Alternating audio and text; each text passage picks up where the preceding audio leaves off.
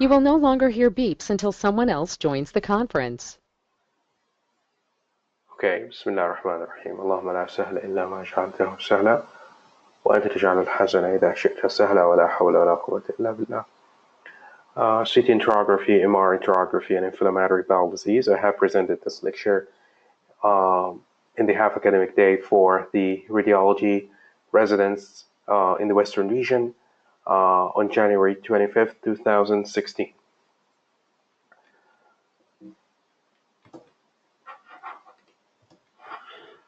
No disclosures. As an introduction, there is not a few number of conditions involving the small bowel. Since the start of medicine, many efforts were conducted to diagnose these diseases, and there are different studies and modalities that have been developed. So in order to image the small bowel follow through, which is when the patient drinks oral contrast, and we wait till it reaches the small bowel, then a series of X-ray images are obtained to visualize the progression of the positive oral contrast till it reaches the ileocecal valve, and to demonstrate the mucosal outline of the small bowel. In small bowel enterocolitis, also known as small bowel enema, a nasoenteric tube is introduced under fluoroscopy, and then the contrast is injected through that tube. However, this kind of studies is invasive and is not preferred by many patients. CT enterography is a modulation or a modification of conventional CT abdomen and pelvis, in which the small bowel is distended uniformly from the ligament of Trias down to the ileocecal valve. Enterocolitis, the same idea, as nasoenteric tube is introduced and the contrast is injected through that tube. Then there's MR enterography and MR enterocolitis. It's an MRI of the abdomen with distension of the small bowel. The gastroenterologists, they developed the capsule endoscopy, in which a camera is ingested by the patient, and then hundreds to thousands of images are taken by that camera and sent to a receiver that is worn by the patient, and then these hundreds to thousands of images are analyzed by a gastroenterologist, and in order to detect the diseases. The disadvantages of such conditions that the capsule cannot be taken in case of total or complete small bowel obstruction, because it will stop there, and it might lead to propagation of symptoms. Double balloon endoscopy is a newly introduced kind of endoscopy in which a small bowel is visualized. In ileocolonoscopy, it's a conventional lower GI endoscopy with an attempt to visualize the terminal ileum. It's really useful in case of ulcerative colitis with backwash ileitis. So CT enterography, that's our subject for today, plus the MR enterography. It was introduced in 1997. As I mentioned earlier, it's a modification to the conventional CT abdomen and pelvis with proper distension of the small bowel, and it was introduced mainly for Crohn's disease. And the difference between enterography and enterocolitis we have discussed earlier. So the indications mainly is Crohn's disease. Then they found other indications like occult GI bleeding, small bowel tumors, i.e. the neuroendocrine tumors, because the CT enterography requires multiple phases, and they found that it's useful in these hypervascular lesions. In mesenteric ischemia, it is found in borderline or non-conclusive cases because of the adequate distension of the small bowel loops. So let's say that a resident received a CT requisition requesting to rule out bowel ischemia. So he should do the routine CT mesenteric ischemia protocol. But if the study was not conclusive, he can suggest CT enterography to be done the next working day. Advantages: it's non-invasive, it's easy to perform, it's widely available based on the availability of the CT machines. As expected, the extraenteric findings can be detected and the whole bowel wall can be visualized. Now, this is what I guess might be an MCQ question. It has a good spatial and temporal resolution as compared to MR Enterography, which has a good contrast resolution. So CT Enterography has a better resolution in differentiating between minute objects. The disadvantages: radiation, the contraindication to, the complications of IV contrast, such as allergy, contrast-induced nephropathy, and most importantly, diarrhea. The reason of diarrhea is because of the large amount of oral contrast taken by the patient, plus the nature of this contrast, which keeps the water within the small bowel, leading to the watery diarrhea. So we will start by the components of CT enterography. Oral contrast. So we have a negative oral contrast and a positive oral contrast. The negative oral contrast, they started with water, but they found that water is absorbed rapidly by the small bowel, and this leads to non-uniform dilatation of the small bowel. Then they introduced milk, but the milk is not favorable by many patients. And then they started using other hyperosmolar agents, such as the laxatives, such as the methyl cellulose, the mannitol, and the lactulose. In my institute, I'm using lactulose. Although we have requested the volumen, which is the contrast agent of choice, but it did not arrive yet. So the contrast agent of choice, and this is the one you should mention in your exams and your MCQs, is the volumen. We will talk about it in the next slide. Then there's a positive oral contrast. Some institutions, they use positive oral contrast, which is the non-ionic IV contrast agents, the Omnipaque and Isoview. But the ideal one is the negative oral contrast. The standard one is the volumen. This is what you should write in your exam paper. So what is volumen? It's a 0.1% weight per volume barium sulfate suspension with sorbitol. So sorbitol gives a sweet taste, and we're done with that. But why are we using barium sulfate? This adds osmolality to the oral contrast, and this will help to keep the water within the small bowel. Probably will attract water from outside as well. Hence, our aim, which is the distension of the small bowel uniformly from the ligament of Treitz down to the ileocecal bowel. What is the difference between this barium sulfate and the one used in routine fluoroscopy? The concentration, the one used in fluoroscopy, ranges between 20 to 40%. This one is 0.1%. So this might be an MCQ question. The volume is 450 milliliter. Remember that. The other component is the IV contrast. The total volume is 100 to 120 milliliter. Remember that as well.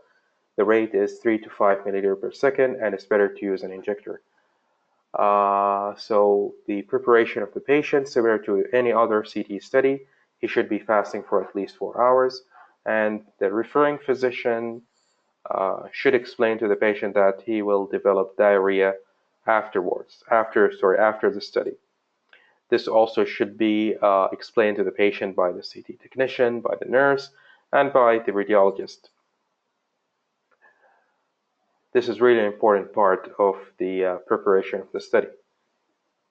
Because if you lose the trust of the patient and you didn't tell him that, he will not repeat the study with you and in your institution. So on the day of the exam, the total volume of the oral contrast is 1,350 milliliter. That is 3 bottles. So we start 1 hour prior to the study, and we give him 1 bottle, 450 milliliter at 60 minutes, then 450 milliliters at 40 minutes, and 450 milliliters at 20 minutes. So start 1 hour, then after 20 minutes, 40, 1 bottle, then after 20 minutes, 20, 1 bottle. so 20, 20, 20. And the CT technician, the nurse, as well as the radiologist should encourage the patient to drink the whole volume. So encouraging the patient, telling him everything about the study is really a crucial part of the study. Now, in your exams, it's better to write down this protocol because I have read this in more than one reference and paper. But again, each institution has its different regimes and different protocols. Like one institution, they started 30 minutes before, and then every 10 minutes, they gave him one bottle. A different institution, they used the 1 hour protocol, but then at the 20-minute, they divided this dose into two.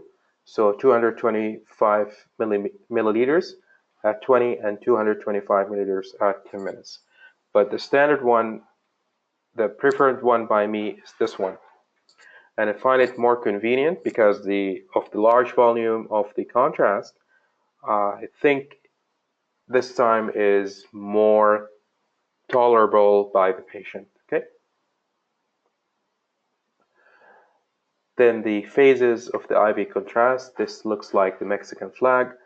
So the one I use in my institution is the arterial phase and then the portovenous phase. Different institutions, they have different protocols. Some institutions, they do a pre-contrast, then they do an enteric phase, 40 to 45 seconds, and some institutions, they do a delayed phase. But the standard one, I prefer the arterial phase and the portovenous phase. I don't do the pre-contrast, the delayed, neither the enteric phase. So should we do an arterial versus late arterial enteric phase? I think that the arterial is more important because it will help me to detect bleeding lesions as well as hypervascular lesions like neuroendocrine tumors, as well as it will show the blood vessels. Now, what we mean by the enteric phase, it is the phase that it is found that this is the phase where the small bowel is adequately enhanced. But the portovenous phase also might show delayed enhancement of the bowel loops. So if you think about it, then I think the arterial and the portovenous are more convenient than doing an enteric phase, and it will lead to less radiation dose on the patient. So should we give Buscopan and glucagon? No need in CT enterography, but it is needed in MR enterography because of the rapid acquisition of CT machines. In case of there are different CT scanners in one institute, it's better to use the bolus tracking. The field of view is from above the diaphragm to the symphysis pubis. The collimation is 0.625 millimeter. The interval is 0.625 millimeters. Then the reconstruction, axial and coronal. These are integral, and the coronal was really important to do. Then some institutions, they might do sagittals, maximum intensity projections, and volume rendering techniques. But in my institution, we don't do this routinely. Okay, so this is an example of a CT enterography case done in my institution. I will show you how beautifully the small bowel has been distended uniformly from the ligament of Treitz down to the ileocecal valve. So I'll go back again and show you where is the ligament of Treitz. So this is the second part of the duodenum. Okay, I hope you can appreciate this. And the third part is somewhere here. Then the ligament of Treitz should be somewhere here. Then the proximal jejunal loops. This is the normal appearance of the proximal jejunal loops. They look really thicker mucosal folds, but then later on they will appear like These are the distal jejunal loops, and then the proximal ileal and the distal ileal loops. So again, you will notice that how beautifully these small bowel loops are distended. The distension of the colon is not important in these studies, but again, in this patient, it is colon. Even the colon is beautifully distended. Okay. The ileocecal valve should be somewhere here. Of course, this is not a diagnostic series. Okay. In the Crohn, again, the same patient. Notice how beautifully the bowel loops are visualized. Okay. Of course, this patient has polycystic kidney disease, and it's due to renal failure and hemodialysis. So it's a uremic cystic disease. So how to read the CT enterography? Similar to any other abdominal pelvic CT, follow the small bowel from the ligament of Trias down to the ileocecal valve. Report any lesion or abnormality, write it down, and then discuss it with your senior. With 3 to 5 cases, then you will be able to detect abnormalities and describe them adequately to your seniors. Then assess the mesoenteric space and the vasa recta, and then by the end, extraenteric findings. Now we'll talk about MR Enterography. It's a newly introduced exam. It was developed due to the risk of repeating CT enterography studies and the risk of ionizing radiation on patients with Crohn disease with their young age. Again, we have the difference between MR enterography and MR enteroclysis is the administration of the nasoenteric tube. So indications, again, Crohn's disease. For follow-up, so this is really a crucial part. So CT enterography is done for newly detected cases of Crohn's disease or cases that we are not sure of the diagnosis. So patients with newly detected small bowel disease, let's say. If a patient was diagnosed with Crohn's disease, then MR enterography is the study of choice for follow-up to reduce the radiation dose. Okay. Another indication, if there's a contraindication to CT, such as pregnancy and contrast allergy, and in case of low-grade small bowel obstruction. Advantages: no ionizing radiation, better contrast resolution. There we say better spatial and temporal resolution. So this is an MCQ question. Better IV contrast options, gadolinium versus the iodinated contrast, so it does not cause the contrast-induced nephropathy. And we can do these studies in case of pregnancy, and the contrast is not needed because of the multiple phases in MR as compared to CT, which to a better degree can diagnose abnormalities. And it will provide additional information to perianal fistulous disease. Disadvantages: it's expensive, it's not widely available, less spatial resolution than CT, longer acquisition times, and variable exam quality related to the patient's cooperation and breath holding, and the need for extra medication that we need to give Boscovan and glucagon due to the long acquisition time as compared to CT. So the oral contrast, again, we have negative and positive. This is the whole table showing the oral contrast. But our oral contrast of choice is the volumen, as it keeps the water within the small bowel. The components of MR Enterography, as we mentioned earlier, is similar to the CT Enterography, the oral contrast, the volume. The IV contrast is the gadolinium, 0.2 millimole per kilogram. The rate of injection is 3 milliliters per second. The preparation, similar to any other contrast-enhanced MR study, make sure that the renal function is adequate, no middles, no contraindication to the magnetic field, fasting for at least 4 hours, similar to the CT Enterography. Make sure that there is no contraindication to Buscopan or glucagon, such as closed angle glaucoma. And we have to explain to the patient, the procedure to the patient, that he will develop diarrhea later on. So the dose of the volumen is the same as the CTE. I have chose the one given 1 hour before and every 20 minutes.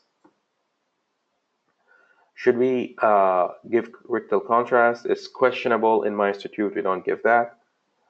The exam is done in prone position. In CT Enterography, it is done in supine position. And Buscopan glucagon administration, it's variable from one institute to the other. Some institutes, they give the glucagon at the beginning of the study. Others, they give the glucagon just before the contrast-enhanced sequences. So in my institute, we give it prior to the contrast-enhanced sequences.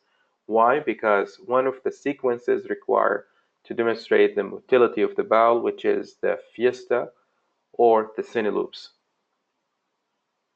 What are the sequences to be done? It's variable between 1.5 and 3 Tesla MRI.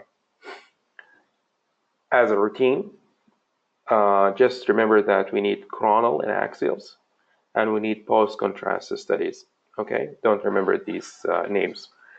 The most important sequence to remember, and it's really useful in such cases, is the cine loops. And the cine loop is known as Fiesta in case of Siemens, and I think it's called Vibe in GE, but I'm not pretty sure. So Fiesta, Vibe, or cine loops. This will demonstrate the motility of the small bowels. How it is done? It is done by taking cuts through the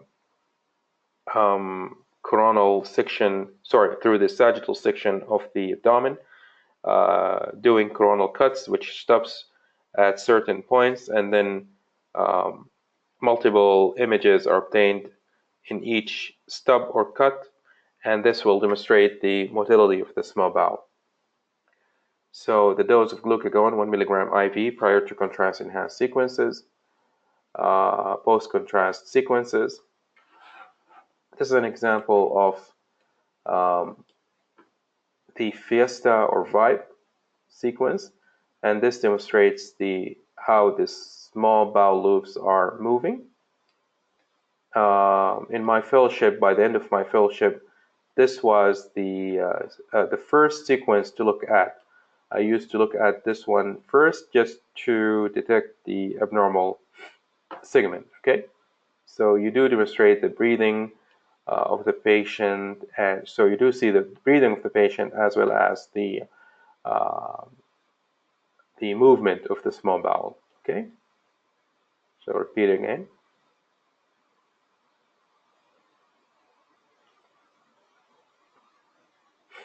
Okay, I hope it's clear.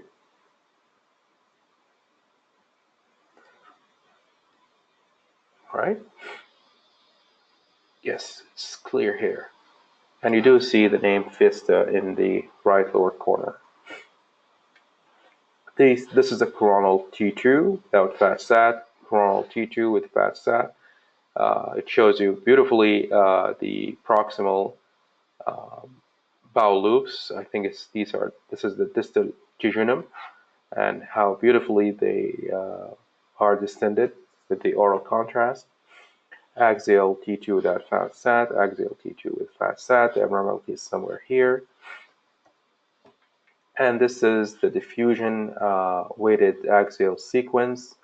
Again, this is one of the advantages of the MR Enterography.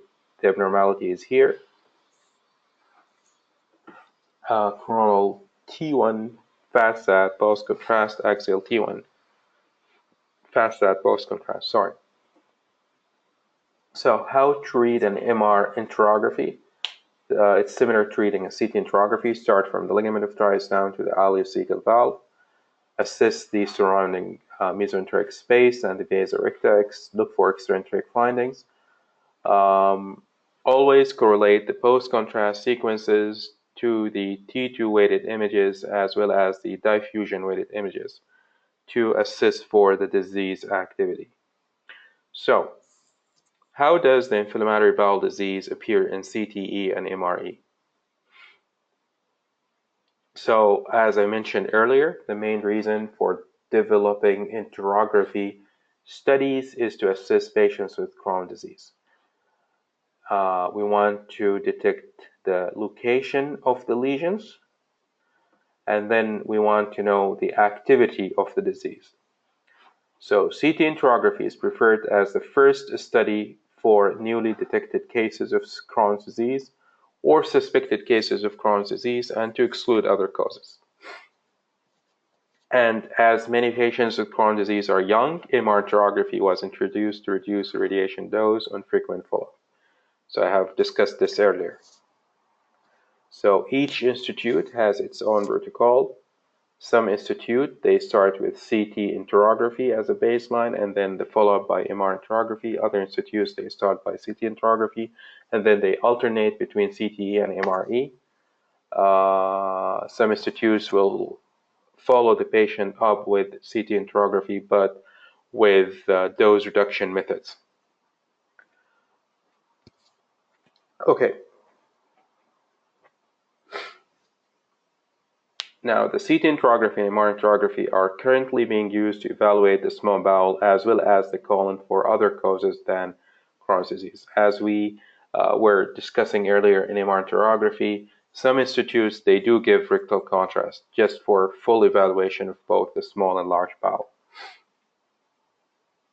So Crohn's disease is classified as active inflammatory disease, and this requires medical attention or medical treatment. Then a penetrating disease. This is combined between medical and surgical, and an inactive long-standing disease. A variant of that is the fibrostenotic disease, and this requires surgical treatment if the patient was symptomatic. So how does the active inflammatory Crohn's disease appear in CTE?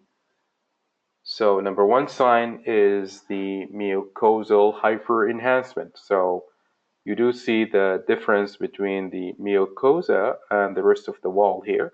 So this is called mucosal hyperenhancement. Of course, other findings include the circumferential mural extensive thickening, as well as the mesenteric fat stranding. So the mucosal hyperenhancement is the most sensitive. Number two, mural thickening. Similar to this case, there's a circumferential mural thickening. Number three is the comb sign. The comb sign is the prominent basa recta. It looks like a comb. And when the comb sign is combined with the mesenteric fat stranding, this is the most specific. So the most sensitive is the mucosal hyperenhancement. The most specific is the combination between the comb sign and the mesenteric fat stranding. Something called mural stratification, when you see multiple layers in the wall of the small bowel. So you have a mucosal hyperenhancement, a hypodense rim, and then isodense rim. This is called mural stratification. This is another sign of Crohn's in CTE. How does CTE in penetrating disease? It will demonstrate, you will be able to see a fistulous tract between two bowel loops, small bowel and large bowel, or two small bowel loops, or between two large bowel loops, or between a bowel loop and viscus, such as the urinary bladder, the uterus, the vagina. Okay, so here you can see a fistulous tract, and it has an enhancing wall. Here there is a fistulous tract between a small bowel loop and the cecum with a enhancing wall. and there is a mucosal hyperenhancement. This indicates an active disease with a fistulous tract. So Crohn's disease, inactive long-standing Crohn's disease, how it does appear in CTE? There will be a submucosal fat deposition, pseudosacculation. What is pseudosacculation? When you have two abnormal segments and there is a normal segment in between. So although it's a normal segment, but it will appear as a pseudosacculation because of the narrowing and fibrosis of the abnormal segments. The normal segment will appear as a sac-like structure, and we call it pseudosacculation. Lack of mucosal hyperenhancement. There will be a homogeneous enhancement of the wall. Lack of engorgement of vasorecta. There will be proliferation of the mesenteric fat, and thus the spacing between the bowel loops. And a variant is the fibrotic stricture, which might lead to small bowel obstruction. So this is the fat halo sign, or the fat deposition in the submucosa. Other causes of the fat halo sign: the ulcerative colitis, the radiation therapy, the chemotherapy, and the Cushing syndrome. How does active inflammatory disease appear in MRE? The same as CTE: mucosal hyperenhancement, circumferential mural thickening, mural stratification, the Coombs sign, and the mesenteric fat stranding. This is the patient I presented earlier, MRE inactive inflammatory Crohn's disease. Additional findings include T2 hyperintensity. So you do notice that it's bright in T2, it's bright in T2 fat sat. In the diffusion weighted images, it will demonstrate bright signal and probably restricted diffusion. In both contrast studies, it will demonstrate the, as I mentioned earlier, the mucosal hyperenhancement and the prominent vasorecta. Now, one of the additional signs in MR enterography in the fiesta or the cine loops is the reduced motility of the involved segment. So this is the terminal ileum. You'll notice that the motility of this terminal ileum is relatively less than the rest of the normal small bowel. So hopefully you will be able to see this or appreciate it in this video. Again, this is the involved segment or the disease segment. Look at how it moves as compared to the rest of the small bowel. So it demonstrates reduced motility. No other similar segments are detected. So MRE in an active Crohn's disease, it's the opposite. It will be a dark signal in T2. So an active disease, it will be a bright signal in T2 and diffusion. In an inactive disease, it will be a dark signal, and you will probably demonstrate a fibrostenotic stricture. Extraintestinal manifestations of Crohn's disease in CT enterography and MR enterography, such as the perianal fistula and the sacroileitis. So in summary, the most important part is the preparation for the study and then giving him the proper dose with the proper timing of oral contrast. And then reading these studies is as simple as reading conventional CT or conventional MRI. Just follow the bowel from the start till the end. Thank you.